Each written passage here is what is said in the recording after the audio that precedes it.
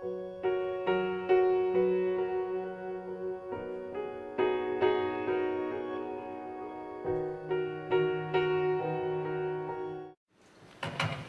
반갑습니다. 잠깐 제 소개를 드리면 저는 한국 성서 유니언 선교회에서 차세대 사역 코디네이터라는 직책으로 섬기고 있습니다.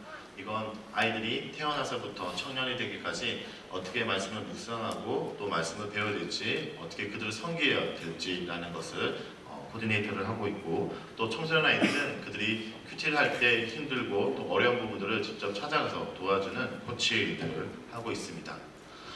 말씀에 대한 것들을 본격적으로 나누기 전에 제가 다음 세대 사역자로서 아이의 매력이라는 시를 같이 나눴으면 좋을 것 같습니다. 제가 읽도록 하겠습니다. 나는 아이, 온 세상에 내가 태어나길 기다린다. 내가 무엇이 되는지 보려고 온 땅이 깊은 관심으로 지켜본다. 인류의 문명이 어떻게 되는지는 알 수가 없다. 내가 무엇이 되느냐에 따라 내일의 세계가 결정되기 때문에. 나는 아이, 아무것도 알지 못하는 세상에 태어났다. 왜 태어났는지도 어떻게 태어났는지도 전혀 알 수가 없다. 그저 모든 것이 궁금하고 흥미로울 뿐. 나는 아이, 내 운명은 당신 손에 있다. 내가 성공하느냐 실패하냐는 오롯이 당신에게 달려있다. 바라건대 행복해질 수 있는 것들을 내게 주기를, 온 세상의 축복이 될 수 있도록 나를 훈련시켜 주기를. 아이의 매력이라는 이 시는 우리가 아이를 어떻게 양육하고 키워야 되는지에 대한 것들을 얘기하고 있습니다. 그 아이에게는 무한한 가능성이 있기 때문이죠. 저에게도 아이들이 있습니다. 두 아이가 있는데 지금도 기억합니다. 아이가 처음 태어났을 때 이 아이가 너무나 제게 귀중한 선물이라서 어깨가 빠질 정도로 하루 종일 이 아이를 안고 있었던 기억이 있습니다.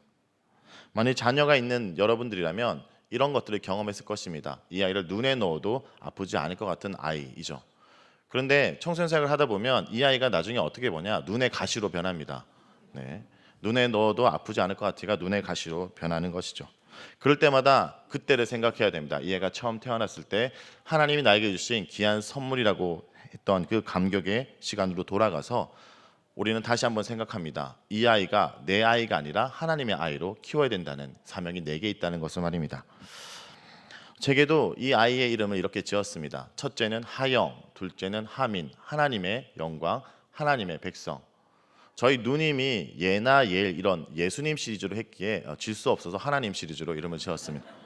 근데 시간이 지나다 보면 이 아이를 하나님의 사람으로 키우기보다는 내 기대에 맞는, 내가 설정한 기준에 이르는 아이를 만들기 위해 급급한 것을 바라봅니다. 성경을 보면 이렇게 세상이 원하는 기준과 세상이 원하는 것들을 요구하지만 하나님의 아이로 키워나서 이스라엘 백성들을 출애굽시켰던 인물이 있습니다. 바로 모세입니다. 모세는 나일강의 많은 사내 아이들이, 히브리 민족들 사내 아이들이 나일강에 버려질 때 모세는 갈대 상자에 둘러싸여서 그가 생명을 유지하게 됩니다. 그리고 그는 바로의 딸에 가서 생명을 부지하게 되는데, 그때 이 바로의 딸이 이 아이를 건지면서 모세, 강에서 건진 아이라고 이름을 지어줍니다. 그런데 이 바로의 딸은 자기가 낳은 아이가 아니기 때문에 이 아이에게 젖을 줄 수 없습니다. 그래서 유모를 찾게 되지요. 그런데 이 유모를 찾았을 때 바로의 딸이 이렇게 얘기합니다. 이 아이를 나를 위해 키우라고 명령합니다. 그런데 유모로 가장했지만 실제 그의 친모인 이 여인은 모세를 어떻게 키웁니까? 하나님의 백성을 구원할 아이로 키운다는 것이죠. 우리가 아이를 키우다 보면 세상이 이 아이들에게 요구하는 것들이 있습니다. 우리는 이 아이를 그것들의 기준을 맞추기 위해서 노력하지만 하나님이 우리에게 주신 이유는 그에게 하나님의 사명을 감당할 목적을 우리가 이루고 돕도록 하기 위해서 키워야 된다는 것입니다. 이 모세는 자라서 이스라엘 백성들을 이집트에서 구원한, 그리고 이집트에서 출애굽시킨 민족의 지도자가 됩니다. 그런데 그에게도 시련이 있습니다. 그가 청년, 이집트 왕족 출신의 청년으로 자랐을 때 그는 늘 이집트의 노예로 있는 그들의 백성을 보면서 안타까움이 있었을 것입니다. 그래서 왜 하나님이 이러한 상에 침묵하고 계시고 하나님은 왜 이들을 우리를 버려두냐라는 생각을 했는 것 같습니다. 그래서 이집트 병사가 자신의 민족을 괴롭힐 때 그 자를 죽이게 됩니다. 그리고 그로 인해서 그는 도망자가 되고 살인자가 되고 인생이 낭비되고 인생이 허비돼서 80이 되어서 그렇게 끝나는 줄 아는 그때 하나님께서 그에게 나타나십니다. 그리고 하나님께서 그에게 자신을 보이십니다. 그리고 그는 하나님을 발견함으로 자신의 마지막 인생을 어떻게 살아야 될지를 결정하는 것이죠. 그때 하나님께서 그에게 나타나서 했던 얘기가 이겁니다. 하나님께서 그동안 너 수고했지라고 얘기하는 것이 아니라 하나님께서 이렇게 얘기했습니다. 난 내 조상의 하나님이니 아브라함의 하나님, 이삭의 하나님, 야곱의 하나님이다 라고 얘기합니다. 여기서 아브라함, 이삭, 야곱이라는 이 명사를 히브리어로 보면 살아있는 자로 표현하고 있습니다. 살아있는 자들의 하나님이라고 표현합니다. 그 이유는 그들이 지금 이집트의 노예로 있지만 이것은 그들이 노예로 계속 머무를 것이 아니라 하나님께서 약속의 땅에 그들을 인도할 거라는 아브라함의 언약의 연장선에 있기 때문에 하나님께서 자신이 어떠한 뜻을 있는지 얘기하십니다. 나는 너희들의 고통을 분명히 보고 부르짖음을 듣고 근심은 알고 라고 얘기를 합니다. 그리고 너희들이 이러한 것들을 알았으니 내가 약속의 땅에 가도록 하겠다라고 얘기합니다. 내가 너를 바로에게 보내어 너에게 내 백성 이스라엘 자손을 애굽에 인도하려 낸다라고 얘기합니다. 모세는 비전이 생겼습니다.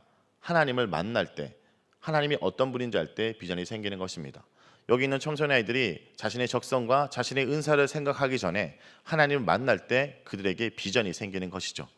하나님이 우리에게 말씀하시고 하나님이 이러한 분이라면 그 길을 살아가는 것이 바로 우리의 비전입니다. 모세가 비전을 발견하게 된 것은 하나님께서 단순히 얘기한 차원을 넘어서 그가 어렸을 때부터 하나님의 그 언약을 그의 어머니도 듣고 그 인생 가운데 하나님 말씀과 그가 만날 때 비전의 사람이 되는 것이죠. 이렇게 성경에는 신앙교육의 모델들이 있습니다. 좋은 모델도 있고 나쁜 모델도 있습니다. 좋은 모델과 나쁜 모델이 동시에 등장하는 시대가 있었으니 바로 사사시대입니다. 이 사사시대에 두 모델이 있습니다. 삼손과 사무엘입니다. 삼손과 사무엘의 특징은 둘 다 사사입니다. 사사시대를 살았던 자들입니다. 그리고 둘 다 나실인의 삶을 살아가야 되는 자들이었습니다. 그런데 다른 점은 뭐냐면 마노아, 삼손의 아버지 마노아 같은 경우는 천사가 와서 이 자를 나실인으로 구별돼서 키워라 라고 얘기를 합니다. 그런데 한나는 스스로 자원해서 사무엘을 나실인으로 키우고 하나님의 사람으로 키우겠다라고 얘기를 합니다. 그리고 양육에 있어서도 한나는 계속적으로 이 아이를 하나님의 사람을 키우게 힘쓰지만 마노아는 삼손의 능력이 탁월함에도 불구하고 그를 하나님의 사람으로 거룩한 사사로 살아가기보다는 오히려 그를 내버려 둡니다. 하나님의 은혜로 그가 아무렇게 할개를 치지만 하나님의 선하심으로 결국 블레셋이 죽긴 하지만 그의 인생을 봤을 때는 그는 하나님 말씀을 순종했던 삶이 아니라 불순종했지만 하나님이 은혜로 하나님의 역사를 펼쳐갔다는 것을 볼 수 있습니다. 즉 삼손의 모델은 아이를 놓고 그 아이에게 주어진 사명을 온전히 신앙을 계속적으로 지속하고 양육했던 것이 아닌 모델이라면 사무엘 같은 경우는 한나가 끊임없이 그 아이를 낳았을 뿐 아니라 그 외에도 신앙적으로 양육했다는 것을 볼 수 있습니다. 제가 매일 성경을 묵상하면서 사무엘상 말씀을 보다가 우리가 쉽게 알고 넘어지는 그 이상의 말씀을 보게 되었습니다. 우리는 한나가 아이가 없어서 그 아이를 갖기 위해서 기도하고 하나님께서 사무엘을 그에게 선물로 주었다. 하나님이 그를 생각하사 그에게 아이를 주었다. 그리고 사무엘이 그 아이를 하나님께 드렸다라고만 알고 있지만 말씀을 읽다 보면 조금 의문이 드는 부분이 있습니다. 한국에서는 아이를 낳으면 엄마가 산후조리원에 2주 정도 쉬고 다시 일상으로 돌아옵니다. 제가 생각하기에 한나가 사무엘을 낳았다면 적어도 그 사무엘을 주신 하나님을 기억해서 바로 하나님께 교회에 나와서 제사를 드려서 성전에 가서 예배를 드려야 될 것 같은데 오늘 말씀에 보면 엘가나와 그의 온 집이 여호와께 매년제와 서원제를 드리러 올라갈 때 오직 한나는 올라가지 않았다라고 얘기합니다. 하나님께서 사무엘을 그에게 줬는데 한나가 사무엘을 받고 난 동안에 한동안에 주님께 예배를 드리러 가지 않는다? 의아할 수 있지만 이렇게 생각하는 것입니다. 단순히 지금 예배를 드리는 것보다 더 중요한 것은 한나는 주님 앞에 약속했던 걸 지키는 것입니다. 왜냐하면 그가 젖을 뗀 이후에 이 아들을 주님의 성전에 드리는 겁니다. 그래서 한나가 사무엘을 데리고 오는 그 첫날은 사무엘이 주님께 드려지는 날입니다. 한나는 무엇을 하고 있냐? 주님께 진짜 온전한 제사를 드리기 위해서 말씀대로 살아가는 삶을 살고 있다는 것이죠. 단순히 예배를 오는 것보다 더 중요한 것은 이 예배를 드리는 것도 너무나 중요하지만 이 예배를 드리고 오기 전에 우리가 말씀대로 살았던 삶으로 예배를 드렸던 제사를 드려야 된다는 것입니다. 구약에 가면 호세아 시절에 많은 제사들이 넘쳐났습니다. 그런데 하나님께서 여호와께 드린 제사에도 불구하고 그 제사를 바알의 제사로 얘기하는 것은 그들이 하나님 말씀대로 사는 삶을 제사로 대체했습니다. 하나님 아는 지식이 없다 보니까 죄를 많이 짓게 됩니다. 죄를 많이 짓게 되니까 제사가 많고 제사가 많으니까 제사장이 많습니다. 교회는 넘쳐나는데 하나님 말씀대로 살지 않는 삶이 있었다면 한나는 자신이 주님께 소원했던 걸 지키기 위해서 그 아이를 젖을 먹이며 그 아이에게 양육하고 말씀을 실천하는 모습을 어릴 때부터 글도 모르고 말도 알아듣지 못하지만 그 아이에게 보이고 말씀을 대로 순종하는 모습을 그 아이가 느끼도록 애착을 형성하고 있는 것입니다. 그리고 그의 남편 엘가나도 이것을 믿음의 행동으로 얘기합니다. 오직 여호와께서 그의 말씀대로 이루기 원하노라라고 얘기를 합니다. 그리고 시간이 지나서 한나는 사무엘을 성전에 드립니다. 근데 여기서 우리가 그치면 안 되는 것이 우리가 성전에 이 아이를 드린 걸로 끝났다라고 생각하는데 절대 그렇지 않습니다. 이후의 말씀에 보면 이런 말씀이 등장을 합니다. 여러분, 모세의 경우는 모세의 그 남자의 상징적인 물건은 지팡이입니다. 그런데 구약 성경에 사무엘 상징적인 물건은 겉옷입니다. 사무엘을 상징하는 이 겉옷을 누가 만들어줬냐? 바로 그의 어머니가 매년 만들어줬다고 얘기합니다. 사무엘은 어렸을 때 세마포 옷을 입고 여호와 앞에 섬겼더라. 그의 어머니가 매년 드리는 제사를 드리러 그의 남편과 올라갈 때 작은 겉옷을 지어다가 그에게 주었으니, 끊임없이 이 아이를 성전에 맡겼지만 계속적으로 그 아이를 양육하고 있음을 볼 수 있습니다. 이것이 너무나 중요한 것이 여러분, 누구에게 맡겼습니까? 성전에. 그 당시에 성전의 제사장은 엘리입니다. 엘리가 키웠다면 누구 같은 자들이 됩니까? 홈리와 비나스 같은 자들이 나오는 것이 정상적인 가정입니다. 그런데 왜 사무엘은 엘리가 키웠음에도 불구하고 홈리와 비나스처럼 되지 않았냐? 한나는 사무엘 엘리에게 맡긴 것으로 끝나지 않았기 때문입니다. 그 아이를 책임지고 끊임없이 신앙을 양육하고 그를 위해서 기도하고 보살피고 있다는 것이죠. 청소년 사역을 하다 보면 이런 논의들이 있습니다. 이런 긴장감들이 있습니다.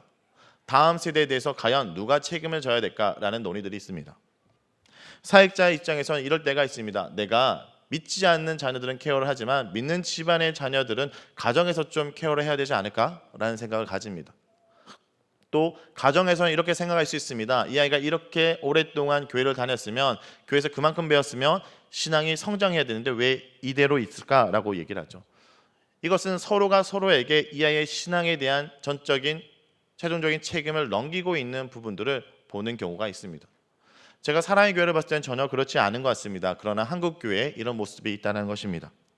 그렇다면 한번 보겠습니다. 만일 교회가 그 아이 신앙에 정적인 책임이 있다면 교회는 뭐가 되냐면 학원이 됩니다. 일정한 기간 동안 일정한 비용을 지불해서 결과를 얻는 학원처럼 여기게 되고요. 만일 가정이 그 아이의 신앙에 전적인 책임이 있다라고 얘기한다면 교회는 어떤 곳이냐? 그냥 그 아이를 데리고 노는 놀이터가 되는 것입니다. 서로가 서로에게 책임을 지고 있는 이 상황 속에 우리는 무엇을 생각되냐? 아무도 책임지지 않는 아이들이 있다면, 영적으로 허기지고 말씀을 모르는 아이들이 있다면 책임을 따지지 말고 누구든지 간에 그 아이를 먹여야 된다는 것입니다. 성경에 보면 가정과 교회의 온전한 교육의 모델로 등장하는 인물이 있습니다. 바로 디모데입니다. 디모데 같은 경우에는 그의 어머니와 그리고 또 그의 성경교사인 사도 바울로 통해서 훈련됩니다. 가정과 교회가 연합돼서 훈련을 받는 귀한 모델이지요.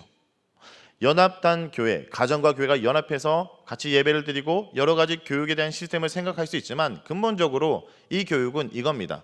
그들의 신앙 훈련 도구가 같았다는 겁니다. 바로 성경입니다. 디모데후서는 이렇게 얘기합니다.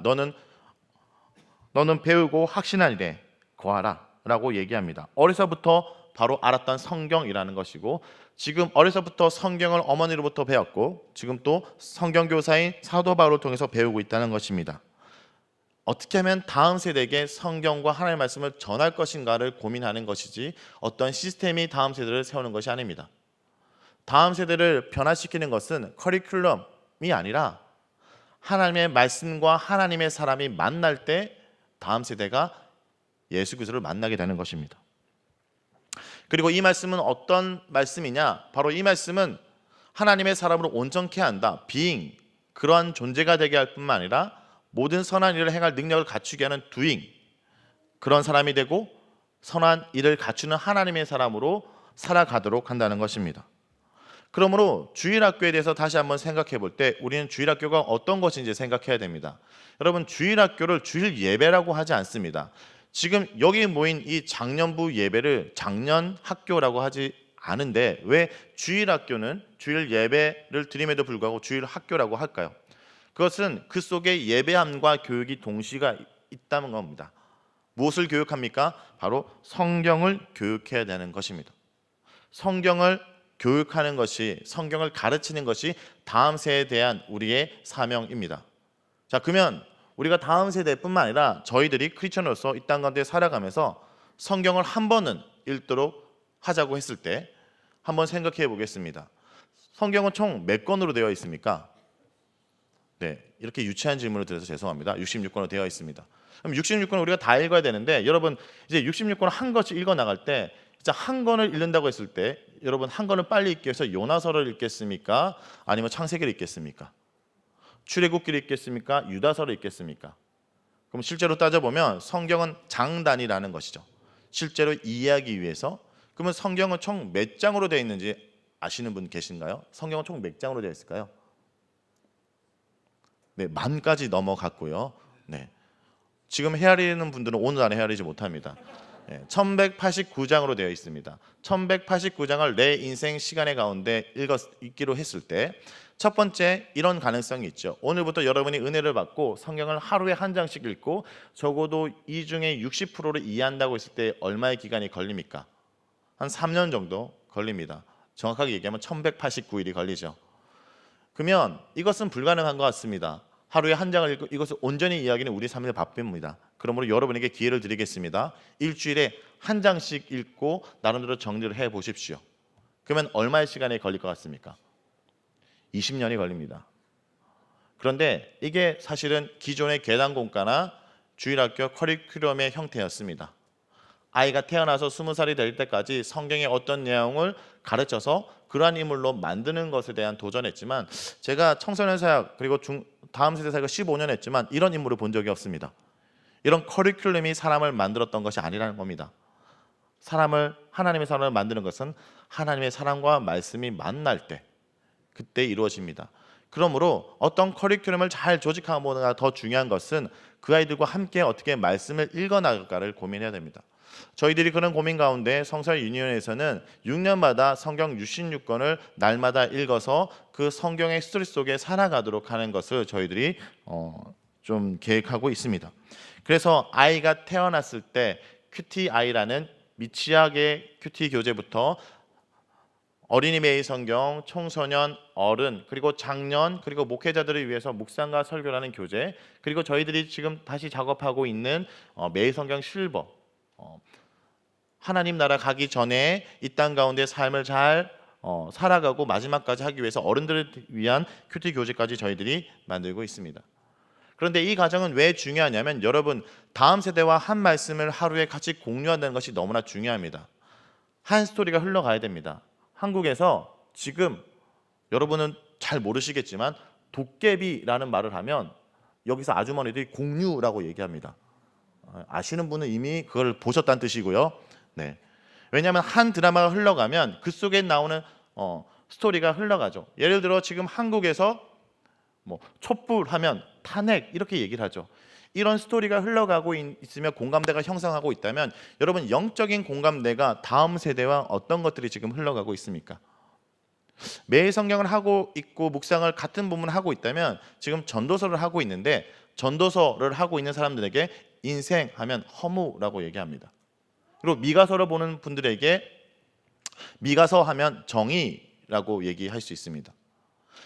여러분들이 다음 세대를 위해서 정말 수고하고 힘들게 노력하고 살아가지만 그들과 삶을 공유하거나 영적인 공유하는 것이 전혀 없다는 겁니다. 그래서 말씀을 어쨌든 매일 성경을 사용하든 아니면 어떤 본문을 사용하든 날마다 같은 말씀이 흘러가도록 하는 것이 중요하고, 그 말씀 속에 살아가는 것들이 중요하죠. 왜 이것들이 필요하냐면요, 우리 아이들이 맞이하는 현실이 싱크홀입니다. 영적인 싱크홀 현상이 일어납니다. 요즘 아이들이 쉽게 포기하고 쉽게 낭망합니다.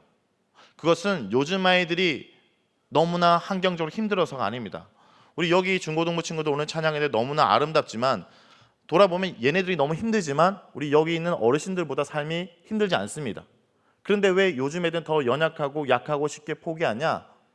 이것을 버텨낼 수 있는 영적인 생명수가 없기 때문입니다. 싱크홀은 뭐냐? 바로 우리가 발을 딛고 있는 지 표면 밑에는 지하수가 흐릅니다. 이 지하수가 유실되면 텅 비게 되기 때문에 위에서 누르는 하중을 이기지 못해서 무너져 내리고 만다라는 것입니다. 우리 안에 영적인 생명수가 없으면 조금의 인생의 하중이 우리를 누르면 우리는 포기하고 낭망하고 주저앉고 말 수밖에 없다는 겁니다. 성경은 이것을 기근이라고 얘기합니다. 어떤 기근이냐? 바로 여호와의 말씀을 듣지 못하는 기갈. 말씀이 없으면 어떻게 되냐? 아름다운 처녀의 아름다움이 빛을 발하지 못하고 젊은 남자의 힘을 발휘하지 못한다라고 얘기하죠. 그러므로 다음 세대에게 말씀을 가르치고 그들이 이 인생을 살아나갈 영적인 생명수를 공급해야 됩니다. 이것은 청소년 시기뿐만 아니라 아이가 태어났을 때부터 시작됩니다. 다음 세대에 말씀을 교육하고 묵상하는 키워드가 있다면 나름대로 그 대상마다 키워드가 있습니다. 여러분, 우리가 작년부에서 성경 공부를 하듯이 유치부한테 가르치면 안 됩니다. 접근 방법이 다릅니다. 어른들의 성경의 이해, 말씀의 이해는 이겁니다. 새로운 정보가 들어갑니다. 그 정보를 이해합니다. 그 정보를 통해서 말씀대로 살아가기 위해서 결단하고 실천합니다. 그런데 어린아이들은 정반대입니다. 새로운 경험을 합니다. 그 경험이 쌓입니다. 그 경험이 사실로 받아들이고 의미를 풍성해 나갑니다.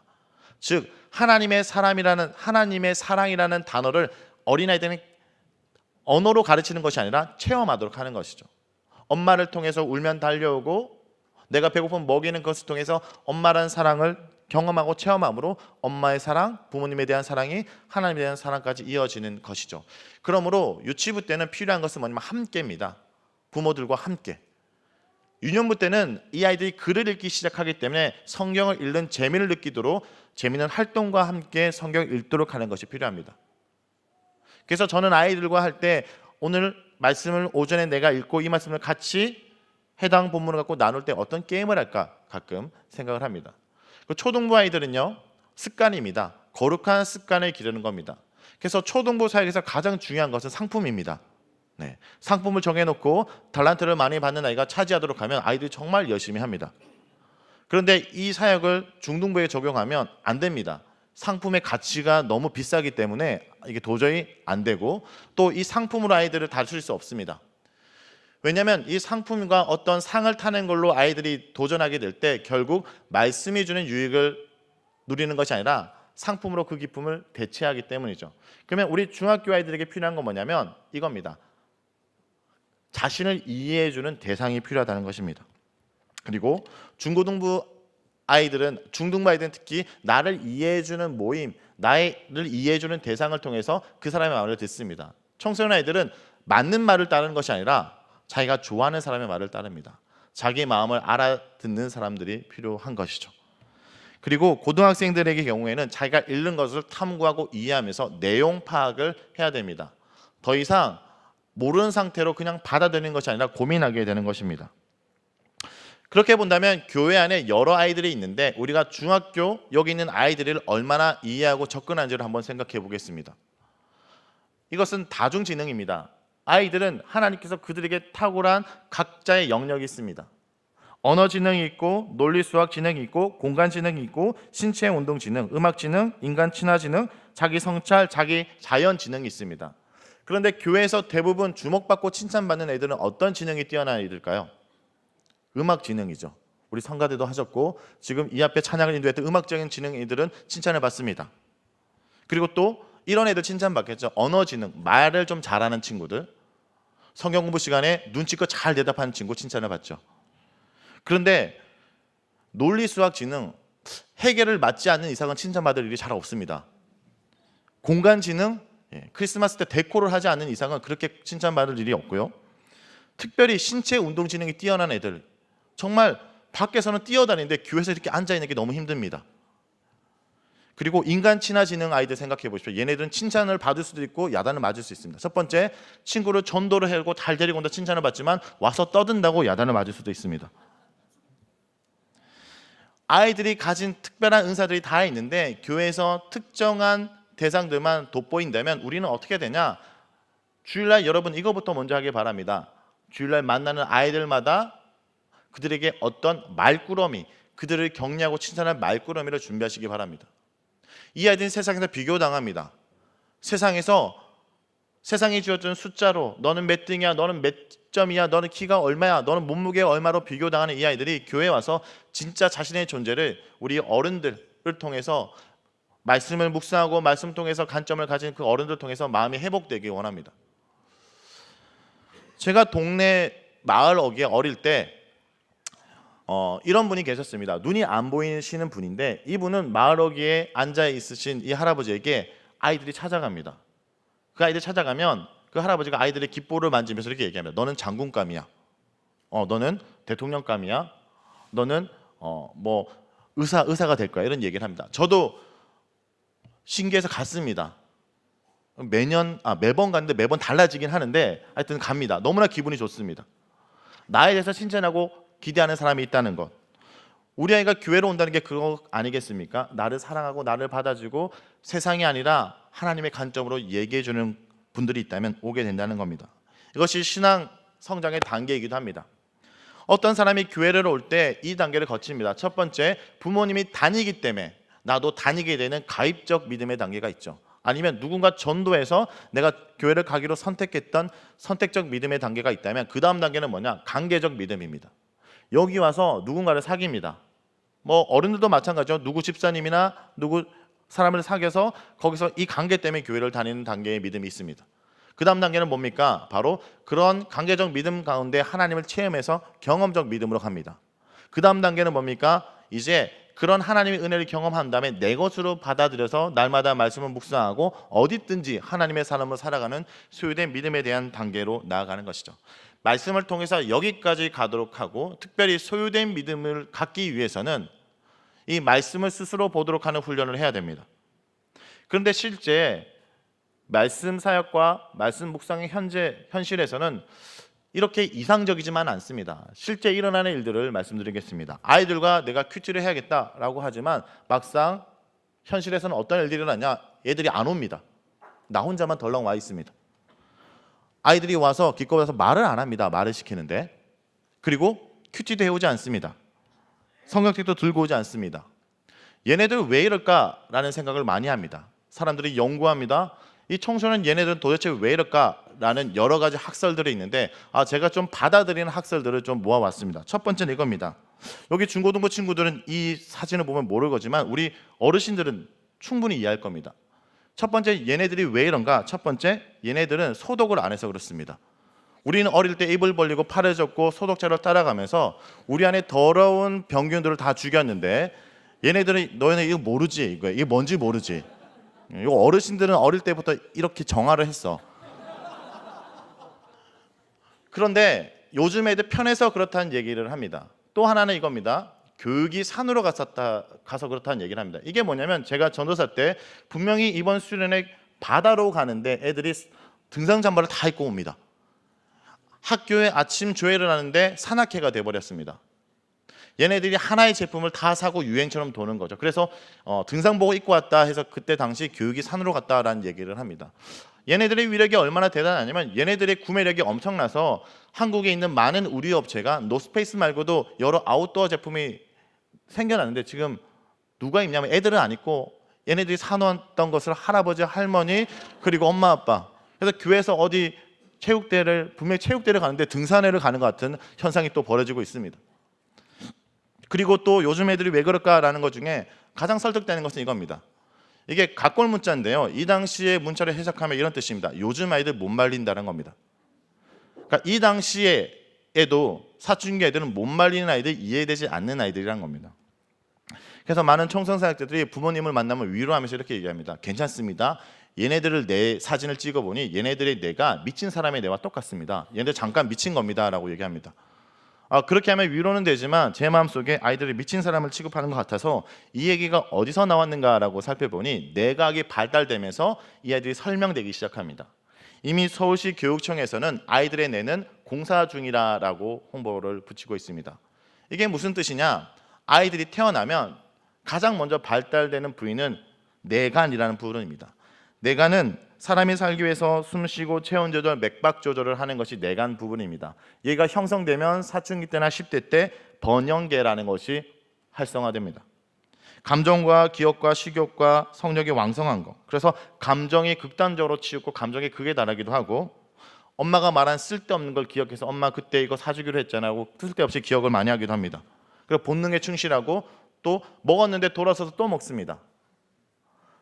이것이 활성화되기 때문에 이 아이들은 이렇게 행동하는데, 문제는 어른들은 전두엽이 자리 잡았습니다.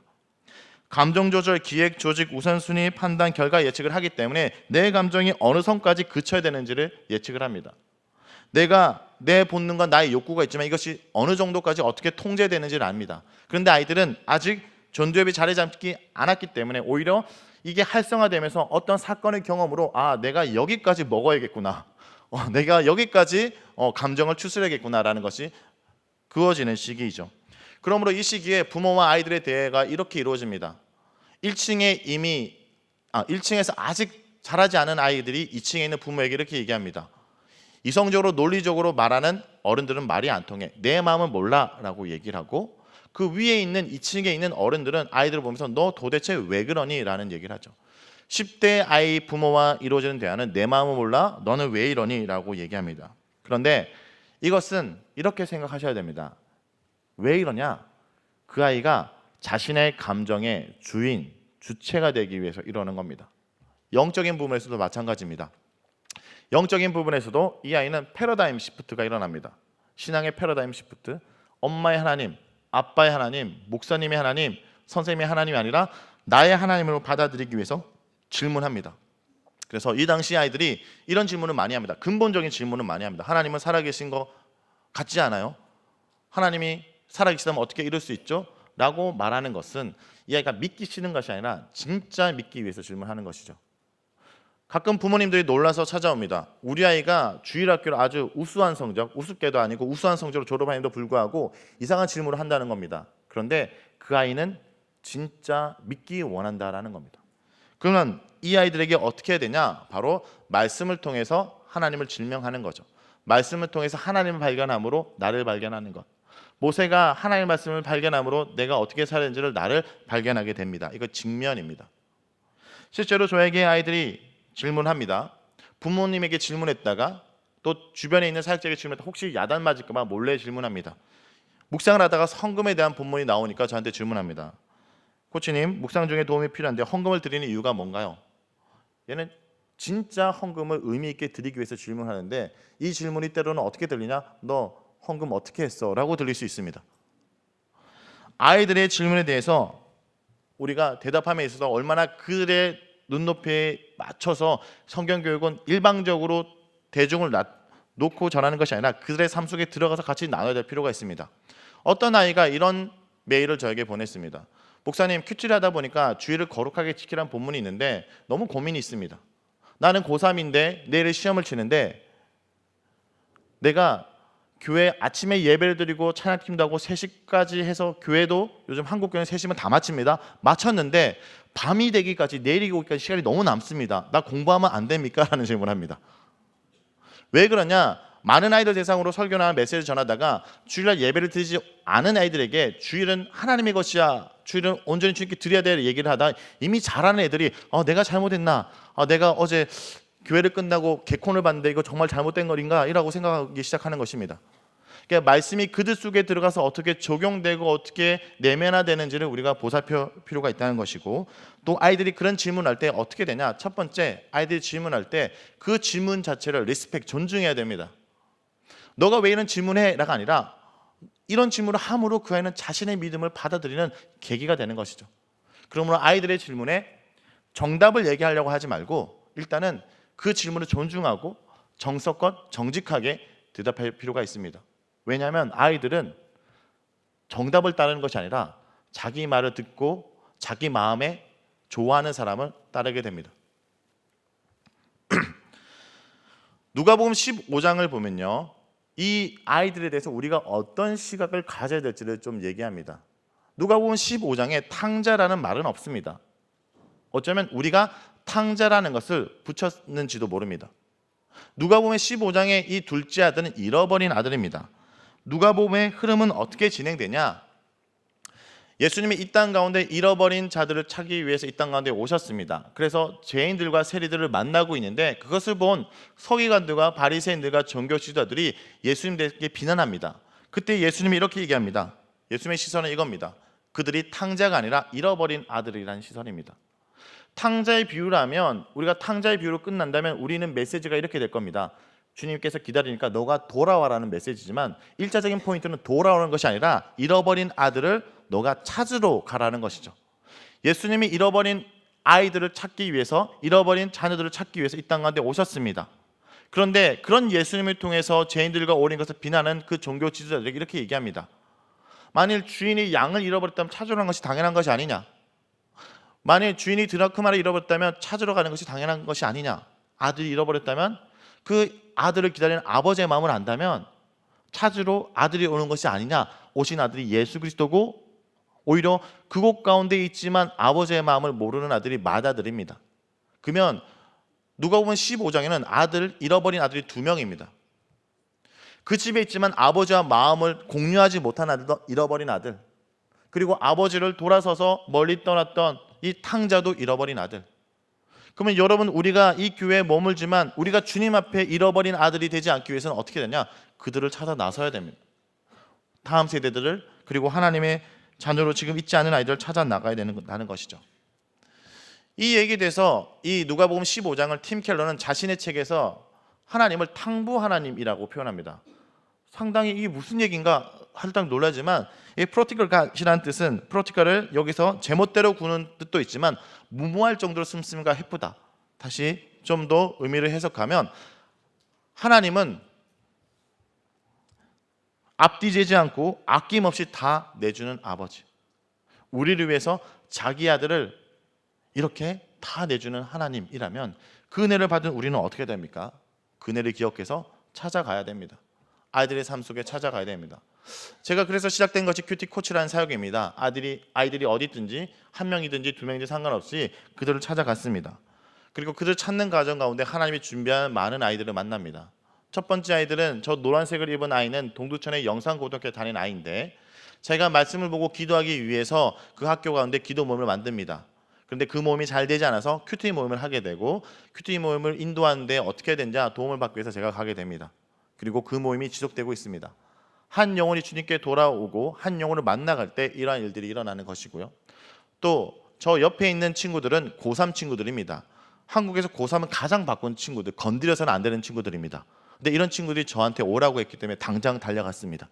근데 이 친구의 사연이 있습니다. 이 고3 아이들이 우리가 고3이라는 시기를 말씀으로 버티기 위해서 복도 끝에서 숨어서 몰래 큐티를 하고 있었습니다.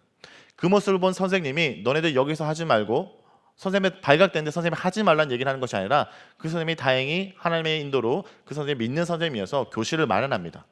이 4명의 아이들이 교실을 마련해서 했더니 아이들이 20명 이상 모이게 됩니다. 이 모이게 되니까 이 인도를 어떻게 될까라고 도움을 받기 위해서 제가 갔고 그 애들에게 모임을 격려하고 칭찬했습니다. 너희들이 하는 일이 아무것도 아닌 것 같지만 너희들은 엄청난 일을 하고 있다. 이 학교에 교회를 세우고 있는 거야 라고 얘기와 동시에 그들에게 큐티 노트를 어떻게 쓰는지를 가르쳐줬습니다. 그들이 큐티를 이렇게 자신의 책상에서, 독서실에서, 그리고 자기가 있는 도서관에서 이렇게 큐티를 합니다. 어떤 아이는 이렇게 수능이 치기 직전까지 공부를 하기 전에 큐티를 하다가 최근에 국민일보에 이렇게 수능 전 큐티를 하는 아이라는 기사까지 실리게 됩니다. 이것을 보여주는 이유는 뭐냐면 한 영혼을 만나고 세울 때 놀라운 일들이 일어납니다. 그와 똑같은 일들이 세워지는 것이고요. 제가 한 제보를 봤는데 이런 제보입니다. 인천의 한 으슥한 골목에서 남자아이들이 큐티를 하고 있다는 제보를 받았습니다. 이 사건은 어떤 사건이냐? 여기 있는 제일 끝에 있는 한 남자아이가 이전에 자신이 술 먹고 담배 피면서 방탕했던 그 장소에 큐티를 하기로 결정하고 시작한 겁니다. 사연이 있습니다. 이 아이 아버지가 목회를 했는데 목회를 그만두게 됩니다. 이 아이가 중학교 때 시험을 당하고 그리고 그렇게 하나님이 없는 것처럼 살고 방황하다가 중고등부 수련회에 가서 하나님을 만납니다. 그래서 내가 더 이상 이렇게 살면 안 되겠다라고 생각하죠. 근데 이렇게 놀던 아이들이 예수를 만나면 좀 제대로 믿는 경향이 있습니다. 그리고 특별히 얘네들은 사람이 참 괜찮습니다. 그래서 거기서 같이 놀던 애들에게 큐티를 하자는 것입니다. 근데 큐티를 하면서 얘네들이 바뀌기 시작했고 지금은 이 아이들은 10시 반이면 모입니다. 이 아이들이 대학 가는 아이들은 아닙니다. 이 아이들은 10시 반에 대한민국에서 10시 반에 큐티를 중고등학생이 모인다는 게 힘든데 어쨌든 이 아이들은 공원에서 모이는데 어떤 아이들은 제빵 교육을 받다가 어떤 아이들은 중국어 가이드가 되기 위해서 중국어 학원을 가고 어떤 아이들은 음악하는 애들이 10시 반에 모여서 큐티를 합니다. 큐티를 할 때 대단한 것도 하는 것도 아닙니다. 그냥 말씀을 읽고 이전에는 삶을 비관하고 욕하고 그냥 즐기던 애들이 성경을 읽고 생각을 얘기하고 느낀 점을 얘기하고 자기 마음을 나누는 모임을 하고 있습니다. 그리고 옆에 있는 모임은 어떤 모임이냐면 여기에 두 여자아이가 교회를 다니는데 한 아이를 전도하기 원했습니다. 서로 친한데 이 아이를 전도하려니까 문제가 있습니다. 뭐냐면 이 두 친구가 다른 교회를 다닙니다. 이 하나를 어느 교회에 데려갈지 애매합니다. 그래서 일단 큐티 모임을 합니다. 그래서 큐티 모임 하나님을 알아가는데 이제 교회를 가자 그리고 복음을 전하는 것이 이 아이가 아직 낯설어서 저에게 요청해서 제가 큐티를 가르치고 이 아이에게 복음을 전할 때 이 아이는 말씀을 통해 이미 하나님을 어느 정도 알았기 때문에 영접하게 됩니다. 그리고 이 아이에게 복음을 전할 때 저 뒤에 있는 아이들이 눈물을 흘리면서 기도를 했습니다. 그 위에 어떻게 된지 모르겠습니다. 누구 교회를 갔는지 그건 잘 알지 못합니다. 그런데 이렇게 한 아이를 말씀을 세울 때 놀라운 일들이 일어나는 것을 볼 수 있습니다. 한 아이를 세울 때 그 아이가 학교를 변화시키고 가정을 변화시키고 말씀을 가지고 그 아이를 만나주는 것이 너무나 중요하다는 것입니다.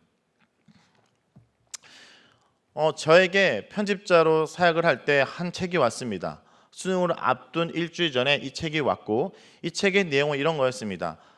고3을 맞이했던 이 친구가 고2 때까지 놀았는데 고2 때까지 놀았던 친구가 공부를 하려니까 앉아있는 습관이 되지 않아서 큐티를 하면서 공부를 하기로 했답니다. 그리고 큐티를 했더니 그전에는 1시간도 못 앉아 있었는데 10분도 못 앉아 있었는데 1시간, 2시간을 버티게 됐다는 거죠. 이 아이가 큐티를 했더니 하나님께서 은혜를 베풀어서 엉덩이를 의자에 붙인 것이 아니라 왜 해야 되는지를 목적이 분명하니까 버티게 된 겁니다. 이것을 감사해서 저에게 감사 편지를 하고 이 사연을 소개시켜 달라고 했습니다. 그리고 이 사연을 그 당시에 소개시켜주고 시간이 흘러서 1월 말 정도 됐을 때 갑자기 이 아이가 떠올랐습니다. 그리고 궁금했습니다. 제가 뭐가 궁금했겠습니까? 이 아이가 과연 수능을 잘 쳤을까? 좋은 대학을 갔을까? 강사 입장에서 큐티를 했더니 대학을 갔다라고 하면 저는 이제 전 세계를 돌아다니면서 강의를 할 수 있겠죠. 그래서 불순한 의도로 살펴봤습니다. 근데 그 순간 내가 잘못 찍고 있구나라는 생각이 들었습니다. 뭐냐면 정말 이 아이는 큐티를 하는 이유를 발견한 겁니다. 그리고 저의 사역도 이 아이 때문에 바뀌게 됩니다. 이 아이가 이사야 말씀 가운데 토기장이 우리를 빚으시는 하나님의 말씀을 보고 마지막에 이렇게 고백합니다. 나를 사랑하시는 주님, 아버지께서 나를 지었음을 고백합니다. 나의 모든 걸 아시고 내 인생의 방향을 잡아주시 주님께서 세상을 살아갈 때 나의 모든 것 되어주세요. 나의 목자가 돼서 푸른 투정에 나를 누이시고 실만한 물가로 나를 인도해 주세요 라고 기도했습니다. 이 아이가 자신의 책상에서 말씀을 붙드는 그 순간 주님께서 이 아이의 인생을 붙들었습니다. 여러분, 우리에게 어떤 것들을 경험시켜야 되냐면 하나님의 말씀을 붙들어서 주님께 붙들리는 인생이 되는 것을 경험시켜야 됩니다. 여러분, 여러분의 아이들 끝까지 여러분이 붙들고 있을 수 없습니다. 얘네들 내 힘이 미치는 범위를 어느 순간 벗어납니다. 그러면 어떻게 되겠습니까? 이 아이가 지금부터 말씀을 붙들어서 주님께 붙들린 아이로 성장시켜야 됩니다.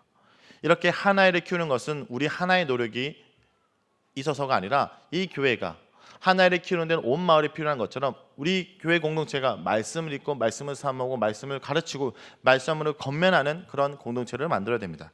이것이 말씀의 생태계입니다. 하나님께서 이스라엘 백성들을 가나안 땅에 심으셨습니다. 그 땅 가운데 심으셨던 이유는 말씀대로 사는 나라를 통해서 하나님을 보여주는 나라를 만들기 위한 것입니다. 이게 제사장 나라입니다. 하나님께 인도하기 위한 나라, 이방 민족을 하나님께 인도하기 위한 나라를 세우셨습니다. 그래서 하나님께서 그들에게 땅을 줄 때 이렇게 얘기합니다. 내가 너희들에게 땅을 줄 거야. 그런데 그 땅은 적각불을 흐는 땅이야. 그런데 그 땅 가운데 너희들이 무엇을 해야 되냐? 바로 하나님을 그 땅 가운데 제대로 사용해서 이방 민족들에게 보여주는 거라고 얘기합니다. 그런데 여러분, 하나님을 사랑한다는 것이 추상적이죠. 하나님을 사랑하는 것은 어떤 모습을 통해 나타나냐? 바로 말씀에 대한 태도를 통해서 나타납니다. 첫 번째, 말씀을 자녀들에게 전하는 것, 말씀을 자자손손대대로 전하고 전달하는 것. 또 하나는 뭐냐면 말씀이 나뿐만 아니라 공동체로 말씀이 이어지고 모든 공동체가 말씀대로 살아가는 것입니다. 자, 여기서 보면 내 손목에 메고 내 미간에 표로 붙이고 내 집 문서주와 바깥문으로 기록한다는 것은 이런 겁니다. 첫 번째, 말씀에 손목에 맨다는 것은 내가 말씀대로 살겠다고 나를 스스로 말씀에 묶는 것을 얘기한다면, 미간에 붙이는 건 무엇입니까? 나를 위한 것이 아니라 나를 보는 자가 이자 말씀대로 사는 자라는 것을 보여주기 위함이죠. 그 집 문설주를 바는 건 뭡니까? 우리 집은 말씀대로 살겠다고 얘기하는 겁니다. 그리고 이 바깥문은 뭐냐면 성문입니다. 가나안 땅에 이스라엘 12지파가 흩어져서 레위 지파를 제외한 나머지는 땅을 분배하고 그 땅을 분배한 그곳 가운데 성을 이루어 살아갑니다. 여기저기 성을 이루어 살아가는 이 12지파가 살아가는 그 이스라엘이 하나님의 통치, 하나님의 다스림을 받는 나라로 보여주는 것입니다. 여러분, 이 땅 가운데 우리가 유대 땅에 살지만 우리가 해야 되는 목적은 뭐냐면 이 사랑의 교회를 중심으로 모여서 말씀의 공동체를 형성하고 이곳 가운데 우리의 모습을 통해 하나님을 깨닫도록 하는 것이 주님께서 우리를 심으신 목적입니다. 여러분들과 다음 세대에게 제가 늘 말씀드리고 싶은 건 이겁니다. 내가 사는 땅이 나의 정체성이 아닙니다. 뉴질랜드 땅에 살지만 뉴질랜드의 문화가 나의 정체성이 아니라, 그리고 또 내가 한국 사람이라고 해서 한국의 모든 문화가 나의 정체성이 될 수 없습니다. 하나님은 신명기에 가나안 땅에 들어가는 그들에게 이렇게 얘기합니다. 너네들 저 땅 가운데 들어갈 건데, 첫 번째, 너희가 거주하던 애굽 땅 이집트의 풍속을 따르지 마. 그리고 또 너희가 들어갈 그 땅의 풍속도 따르지 말라라고 얘기합니다. 그러면 무엇을 하라고 얘기하냐? 주님께서는 너는 내 법도를 지켜 행하라고 얘기합니다. 그리고 이렇게 얘기합니다. 너희는 나의 백성, 나는 너희의 하나님이다. 여러분, 이 땅 가운데 우리의 정체성은 누구를 위해 사냐가 우리의 정체성입니다. 이 땅 가운데 잘 적응하는 것이 아니라 이 땅 가운데 아니면 한국 문화를 잘 유지하는 것, 이걸 넘어서 이 땅 가운데 진짜 말씀대로 제대로 사는 것을 보여주는 것이 주님께서 우리를 심으신 이유라는 것입니다. 그런 사랑의 교회가 되길 원합니다. 그런 공동체로 다음 세대를 키우기 원합니다. 중국 극동 지방의 한 농부가 나무 씨앗을 심었습니다. 그리고 하루 이틀, 사흘, 두 달, 넉 달이 지납니다. 물도 주고 정성껏 또 비료도 주었지만 감감무소식입니다. 이 나무 가망이 없네 라고 얘기하는데 4년 후에 작디 작은 싹이 돋아납니다. 이 싹이 그렇게 1년을 버티다가 5년째 되던 해 기적을 일으킵니다. 하루에 80cm씩 성장하고 불과 몇 달 만에 30m가 자랍니다. 이게 중국에서 최고 품종으로 불리는 모소 대나무라는 겁니다. 이 대나무가 4년 동안 아무도 거들떠보지 않았던 그 순간 뭘 했냐? 땅속 깊이 뿌리를 내린 겁니다. 지금 우리 아이들과 당장 말씀을 붙들고 살아가고 오늘 내가 이 자리에 예배자로 살아가는 것이 어떤 내 인생의 결과로 나타나지 않는 것 같지만 날마다 말씀으로 아이들을 양육하고 우리가 예배자의 삶을 살아갈 때 주님의 때 열매 맺을 것을 믿습니다.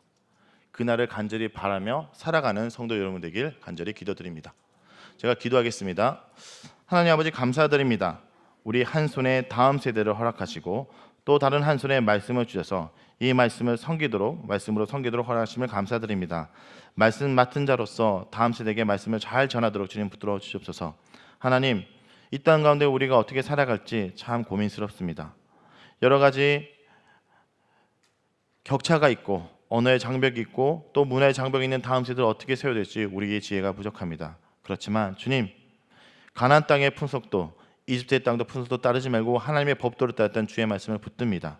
그 말씀으로 다음 세대를 키우는 저희들이 되도록 지금 도와주시옵소서. 그러므로 주님의 때에 열매 맺는 귀한 사랑의 교회가 되도록 지금 도와주시옵소서. 예수님의 이름으로 기도드립니다. 아멘.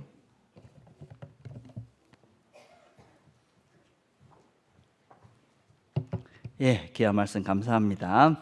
우리 다 같이 일어나셔서 찬송가 622장 찬송하시면서 준비한 헌금을 하나님께 함께 드리겠습니다.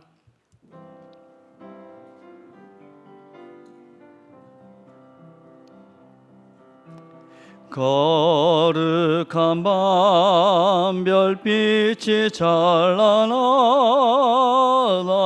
우리 주 예수님 나신 이 밤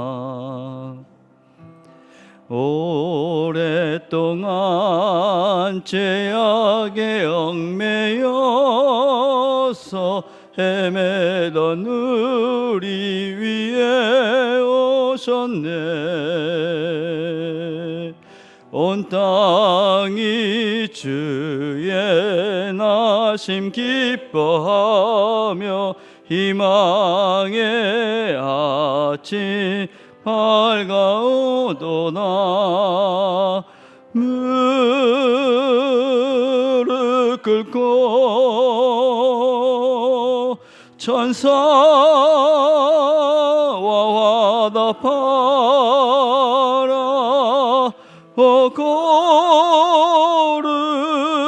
거룩한 밤 주님 탄생하신 밤